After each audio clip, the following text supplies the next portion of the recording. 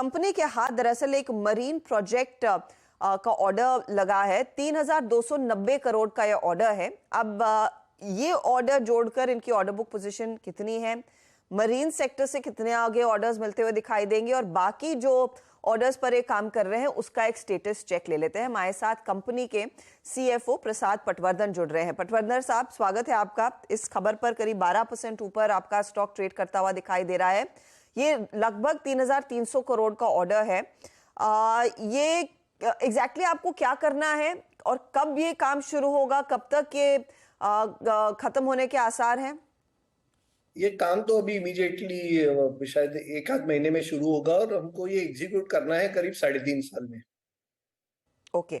और ये आपके मरीन बिजनेस में हमने नोटिस किया है, धीरे धीरे करके आपके हाथ अच्छे खासे ऑर्डर्स लगे हैं। तो आपकी करंट ऑर्डर बुक पोजीशन इस पर्टिकुलर सेक्टर मरीन वाली कितनी हो जाती है इस ऑर्डर के जुड़ने के बाद? इस ऑर्डर के जुड़ने के बाद हमारी टोटल ऑर्डर बुक अभी करीब 22,000 करोड़ की हो जाती है। और उसमें 1/3 शेयर अभी हमारा मरीन का होगा उसमें। ओके। क्या मरीन के कुछ और ऑर्डर्स आपके हाथ लगेंगे? पाइपलाइन में तो है, हम बिड कर रहे हैं प्रोजेक्ट्स के लिए, लेकिन अभी उसके बारे में बात करना उचित नहीं होगा। जैसे ही कुछ और प्रोग्रेस उसमें दिखता है या L1 हम उसमें बन जाते हैं तो हम उसकी तभी बात कर सकते हैं या तभी अनाउंसमेंट करेंगे। तो आपकी मौजूदा ऑर्डर बुक करीब 22,000 करोड़ की है, और मुझे याद है इनफैक्ट आपने FY23 करीब 20,000 करोड़ की ऑर्डर बुक को पर क्लोज किया था।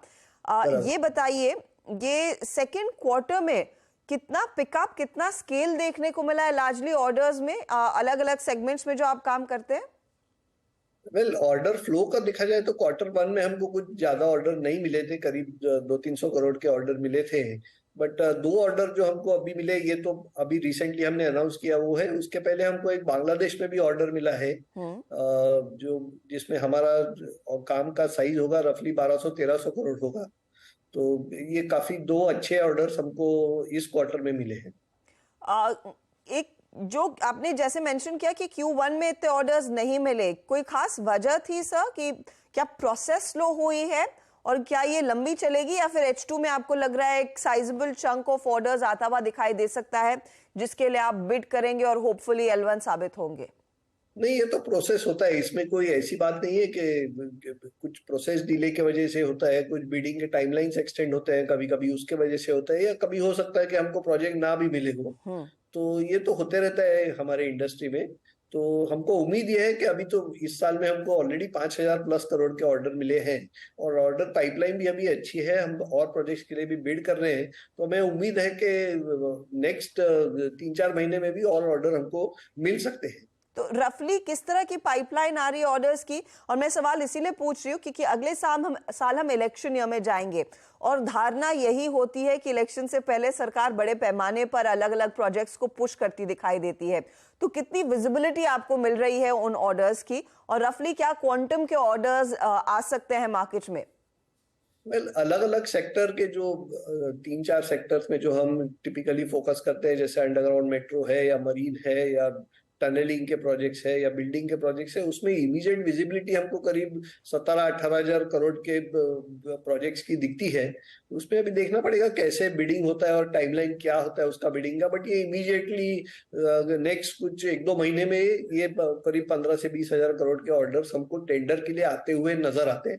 आपने सही कहा, उसके बाद इलेक्शन कोड ऑफ कंडक्ट वगैरह किक इन होगा, और जब तक लोकसभा इलेक्शंस होते नहीं तब तक शायद प्रोसेस थोड़ा स्लो होगा। एग्जिस्टिंग प्रोजेक्ट्स का एग्जीक्यूशन तो चलता रहेगा, बट नए ऑर्डर्स, नए टेंडर्स आना तो शायद थोड़ा उस टाइम में स्लो हो सकता है। आपसे मैं ये भी समझना चाहूंगी, स्पेशली जो अंडरग्राउंड मेट्रो का आप काम कर रहे हैं, हम सब जानते हैं मुंबई मेट्रो के टनलिंग का काम आप कर रहे हैं, वहां पर स्टेटस क्या है, क्या पूरा हो चुका है? और चेन्नई मेट्रो में भी आपको इनफैक्ट काम शुरू करना था, उसकी टाइमलाइन क्या होगी? मुंबई मेट्रो में टनलिंग का काम तो हमने पूरा कर दिया है। अभी वो स्टेशन बिल्डिंग जो 3 है उसका काम चल रहा है, बट नेक्स्ट 6-8 महीने में, 10 महीने में वो काम पूरा कंप्लीट हो जाएगा। चेन्नई मेट्रो में 2 अंडरग्राउंड मेट्रो के काम हमको मिले थे पिछले साल, तो ये इस महीने या अगले महीने हम एक प्रोजेक्ट में टनलिंग भी स्टार्ट कर देंगे। तो वो प्रोजेक्ट भी काफी ठीक चल रहा है अभी। मैं सर एक और चीज समझना चाहूंगी, मार्जिन्स की सिचुएशन स्पेशली Q2 में क्या है, क्योंकि मॉनसून का कुछ इम्पैक्ट की पहले बात हो रही थी, बट अब की बारी हमने देखा है मॉनसून में भी थोड़ा सा धीमापन देखने को मिला। अगस्त के महीने में हम देख रहे हैं कि क्या हाल था। लार्जली मार्जिन पिक्चर कैसी उभर कर आई है इस पर्टिकुलर क्वार्टर में? क्वार्टर टू क्वार्टर मार्जिन के बारे में बात करना ठीक नहीं होगा, बट ये मैं कह सकता हूँ कि हिस्टोरिकली हमने देखा है कि क्वार्टर टू में हमारा टर्नओवर थोड़ा कम होता है मॉनसून की वजह से। इस साल भी हमने देखा कि जून, जुलाई और अगस्त, जुलाई में बारिश थोड़ी ज्यादा हुई, अगस्त में इतनी नहीं हुई बारिश। अभी सितंबर देखते हैं कैसे होता है, बट हिस्टोरिकली हमने देखा है कि थोड़ा इम्पैक्ट मॉनसून का रहता है इस क्वार्टर में, और Q3 और Q4 में ज्यादा पिकअप हो जाता है फिर वो। पटवर्धन जी, आपके लेगेसी ऑर्डर्स की अब सिचुएशन क्या है? कितने बचे हैं? कितनों का ओवरहैंग रफली रहेगा, और फिर नए ऑर्डर्स की स्थिति क्या रहेगी, उसका अगर अंदाजा दे सके। लेगेसी ऑर्डर्स तो हमारे काफी खत्म भी हो चुके हैं, और थोड़े बहुत अभी नेक्स्ट 4 महीने में खत्म भी हो जाएंगे।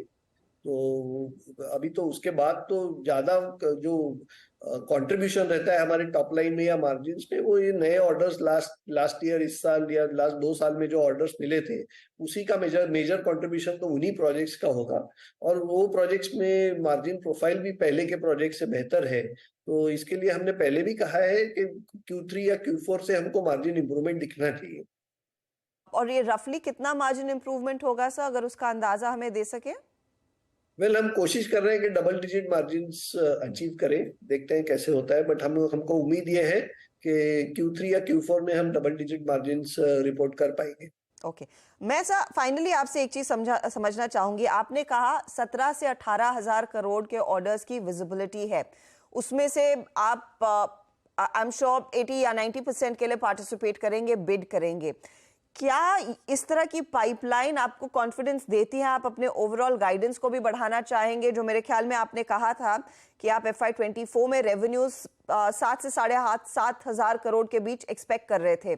अगर पाइपलाइन इतनी स्ट्रांग है, क्या इससे बेहतर कर पाएंगे आप अपने ओवरऑल रेवेन्यू की डिलीवरी? नहीं, अभी इसके बाद जो हमको नए प्रोजेक्ट्स मिलेंगे उसका FY24 में बहुत ज्यादा कंट्रीब्यूशन नहीं होगा। ओके, तो इस साल में जो हम टर्नओवर रिपोर्ट कर पाएंगे, वो जो पिछले साल में ऑर्डर्स मिले या Q1 में जो ऑर्डर्स मिले उनका ज्यादा कंट्रीब्यूशन रहेगा। तो we are sticking to our forecast of about 7.5 thousand. Let's see Q3 कैसे होता है। अगर Q3 और Q4 में परफॉर्म हम अच्छा और कर सकते हैं तो शायद 7,500 से थोड़ा ज्यादा भी टर्नओवर हो सकता है।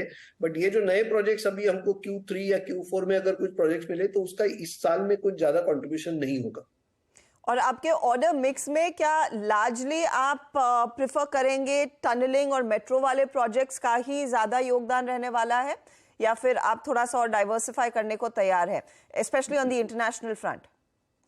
इंटरनेशनल फ्रंट तो ज्यादा करके मरीन ही है। इंटरनेशनली हम मेट्रो के प्रोजेक्ट्स ज्यादा नहीं देख रहे हैं। जो भी हम प्रोजेक्ट्स अभी एग्जीक्यूट कर रहे हैं इंटरनेशनली वो मरीन प्रोजेक्ट्स ही है। बट इंडिया में हमारा फोकस ज्यादा करके tunnels, metro, underground metro, urban infrastructure basically और मरीन सेगमेंट, ये 3-4 सेगमेंट में ही हमारा फोकस ज्यादा रहेगा। बाकी बिल्डिंग्स है, माइक्रो टनलिंग है, उसके भी ऑर्डर्स हम देखते हैं, बट ज्यादा फोकस हमारा ये 3-4 सेक्टर्स में रहेगा।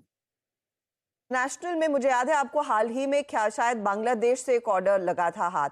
क्या कुछ और ऐसे ऑर्डर्स मरीन साइड पर आप जिसके लिए बिड कर रहे हैं, पार्टिसिपेट कर रहे हैं? इवेल्युएट तो हम करते रहते हैं प्रोजेक्ट्स, और हमारा फोकस ये होता है कि नियरर टू द इंडिया के आसपास के कंट्रीज में ही हम प्रोजेक्ट देखते हैं। जैसे हमने म्यांमार में एक प्रोजेक्ट किया था, अभी श्रीलंका में कर रहे हैं, और हमें बांग्लादेश में ये प्रोजेक्ट मिला है अभी अभी। तो we are trying to focus on countries which are closer to India. ज्यादा दूर हम अफ्रीका या मिडिल ईस्ट या और कहीं नहीं देख रहे हैं, और ज्यादा करके फोकस हमारा मरीन सेगमेंट में ही होगा। बहुत बहुत शुक्रिया पटवर्धन साहब हमारे लिए समय निकालने के लिए।